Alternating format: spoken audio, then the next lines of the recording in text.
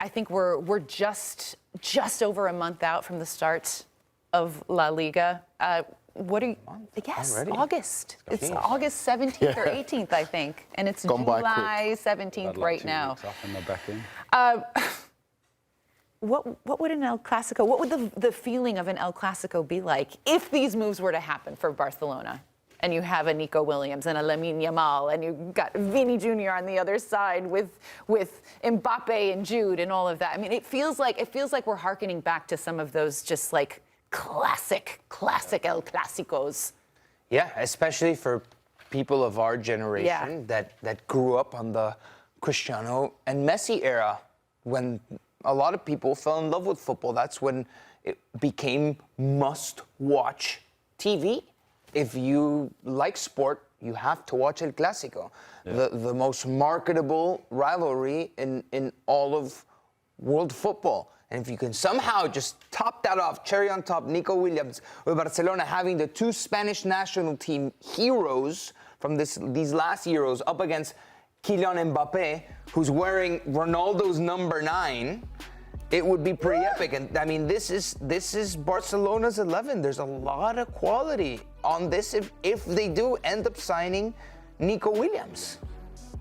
No, it's a fantastic look. It's great. And I think what's helped La Liga and what will help the El Clasico is the fact of Spain winning the European Championship just gone. And that helps give more notoriety to the league.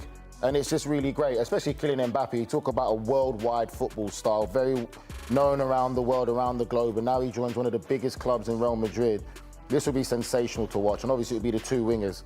But when you look at this Real Madrid side, oh my God, that's just fascinating. And let's not forget, there is a young, talented Brazilian named Endrick who's also going to be part of it. But if you complete both teams, I would still say Real Madrid's 2.0 Galacticos is ahead of Barcelona's, because there's still some amazing names that's not even on there. You look at Camavinga still on the bench, Modric still there. Goulia as well to still come through. So it really would be fantastic to watch. It'll be very exciting. I'm looking forward to this this season. It's we haven't had this for a few years, and it makes La Liga look good. I think people will be tuning back in. Back in the day when we used to watch Ronaldinho, Zidane, there was great times, and really, really, really looking forward to this. How nice was it to see Zinedine Zidane at the unveiling next to Mbappé there, and Zidane on the stage in that clip? It made so much sense. There were so many parallels. Excuse me. There were so many parallelisms with Ronaldo's signings. Yeah, it was a difficult word. That was good, Nico. Very, very early in the morning. I wouldn't have even attempted it. Yeah. There were a lot of parallelisms because he's wearing number 9. Zidane was there for Kylian Mbappé, but when Ronaldo signed, Di Stefano was there. And he said the same words to finish off his unveiling, which was 1, 2, 3 a la Madrid with the crowd. And you see the humility in him. There you go. Look at that. Oh, it's been waiting to happen. It's a long time coming. And what I like about everything that he said yesterday, mind you, he has a freakishly weird Argentinian accent when he speaks. He mentioned it himself because of the influence of Messi and Pochettino at PSG. He speaks fantastic Spanish, and that is going to make him mesh with the Madridismo.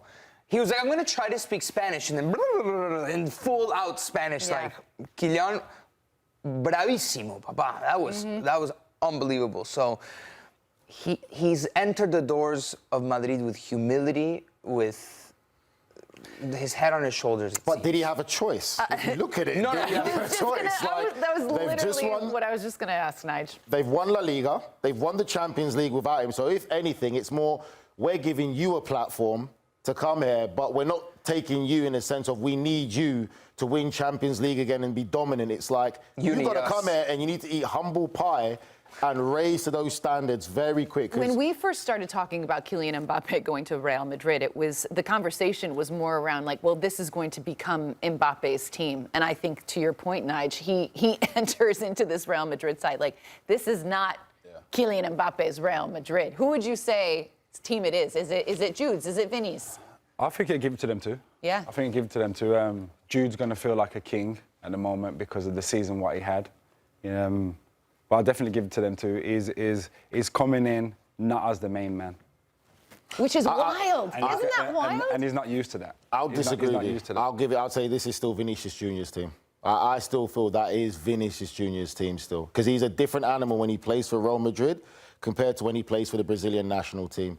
I still feel he is that main man there. Jude's had a great team. I understand what you're saying, but we see with Jude, I think Jude's presence. Yeah, he's come in and it's impactful, bigger. but okay, you say that now. Do you know how much pressure Jude is under for this upcoming season now? Because no one's had an impact like that at Real Madrid ever at his age. I'll give him credit for But that. you play for Real Madrid, so He's had pressure such every high season. standards, You're in the though. biggest club in the world. But is he going to live up to it next year? Because he's going to be judged by what he's done I think every this player, season. when you're a world-class player, every season you have to live up to it. Season after season after season, you have to live up to it. That's why you're at Real Madrid. I don't think the question is particularly like whose team this is going to be, because Real Madrid has proven that they're even stronger collectively, because Valverde is phenomenal. That team doesn't function the same way. Valverde is not on the field. Rodrigo, Vinicius, Jude, everyone really. The center backs, with whoever's healthy, comes in, out, plug and play. Carvajal has been fantastic. But the reality of the situation, they put out the Champions League trophies in the background of his presentation for a reason, to say, let you know where you're at. We are the perennial winners. Yeah. And he has to walk into a locker room where everybody has won the Champions League. But him. Except for him. That's why I'll say that when he goes into there, he has to understand he's under pressure. It's great. Worst kept secret in football. Finally, Kylian Mbappé is a Real Madrid star. But we have to be realistic about this. He's under pressure as soon as he gets there to perform. He's under severe pressure to win something, because if he doesn't win, or they don't win the Champions League next year, no, they have to win the Champions League. I don't care about they have to. At least one Champions League, because this is the star signing of a generation, right? Yeah. I cannot help but hearken back to LeBron signing for the Heat, and I know this is like the most American thing I can do, but it's the most Miami thing you can do. Yes, but Nico, we know you're from Miami. Not one, not two, not three. I know Kylian didn't say it, but if he walks away there without a Champions League win, it's a failure. We were discussing 100%. This about like a month or so ago before it actually happened, but they gotta win, and I don't know if Madridismo is gonna be satisfied with just one. Yeah. No, this team is you've got to win multiple. They're too Do you think, I mean, we know Carlo Ancelotti is like the coolest cat around, but do you think he's feeling any additional pressure? No, me personally, the only way they don't win it is just through injuries. If everybody's fit and can stay fit, their squad is too stacked. It's literally, there's no excuses. Yeah, but things are down to injuries. But they had injuries last year and they still won. They did have injuries, but big injuries. But what happened then, Nigel, if you recall, the expectations dropped when they suffered all those injuries, and it was like Militao is out, and we didn't. They weren't necessarily a favorite for people for Champions League. No, last year the favourites were Manchester City, and so the target was kind of off their back. They didn't have the pressure, but now the expectations are astronomical at this point. Everything. They have to win everything. They literally have to win everything. Yeah, because any shortcoming will be seen as a failure. Yeah. So that's how it is when your team is so stacked, when you have world-class talent, especially, a potential multi-Ballon d'Or winning player. Mm-hmm. And the motivation for Mbappé is that he wants to become the best player in the world without any discussion. And that happens by winning probably a Champions League with Real Madrid. He wants to be a Ballon d'Or winner. Yeah. And let's not also forget about the change in format in the Champions League as well this year. So that changes more games and everything. So it's going to be very, very interesting. If Barcelona are able to get it done and sign a player like Nico Williams, how do you foresee their chances in UCL? In Champions League? Yeah. But Barcelona will compete. I think even without the signing of Nico Williams. They'll compete. But, do you know the funny thing about that as well is we talk about, obviously, yes, they might get Nico Williams, but let's not forget about the manager plays a part in that.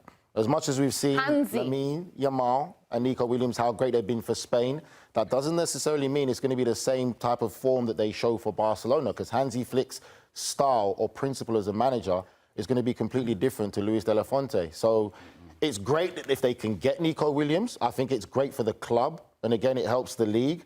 but it doesn't necessarily mean I see them on the same level as challenging Real Madrid. I don't see them on the same level. I really don't. Real Madrid, I'm very, very excited about them. When they used to have the Galacticos, David Beckham, Raul, Zinedine Zidane. I can tell the excitement in your voice. No, but that's what gets me. I'm really, really over the moon. I don't really watch La Liga, but I'm tuning in. I'm getting a package. This is that excited. This is that exciting, ladies and gentlemen. I'd like to apologise to the American It's public. all If you bubbling. need subtitles, we will put subtitles in the show because he's from Birmingham. There's like a little twinkle in his eye. I can I'm see really it. excited. You didn't lick your lips again, He did you? means it. He Oh, absolutely just check you didn't lick your lips again. I'm moisturised today. Oh, okay. It must watch TV from now on. Trust me. 100%. Oh, yeah. No, I'm stoked. I'm really stoked for the season. October, it's always around my birthday, the first Classico, late October, always.